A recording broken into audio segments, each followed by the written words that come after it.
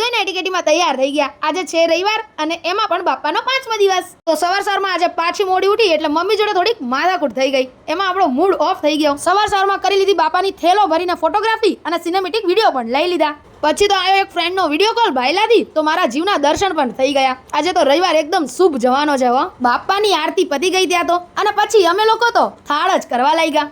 એક થાળ પણ સરખો નથી થતો મારા રેડિયાળ ભાઈથી હો. બસ પછી તો એક્ઝામની કંકોત્રી આવી ગઈ એટલે આપણે તો કંકુ ચોખાથી વધાઈ જ લીધી હો.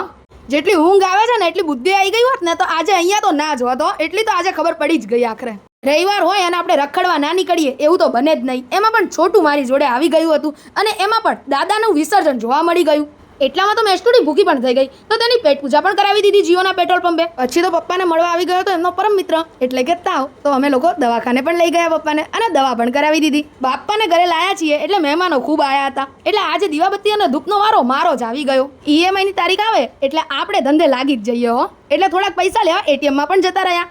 સુપરવાઇઝરે ઓર્ડર આપ્યો સવાર માટે બાપાનો હાર લઈ આવો, તો આપણે લઈ પણ આવ્યા. તો આ છે અમારું world heritage city Ahmedabad. Sunday ફંડેને વિરામ આપ્યો. મળીએ પછીના મિની વ્લોગમાં. ત્યાર સુધી દરેકને જય હિન્દ, જય મા મોગલ, જય ગણેશા.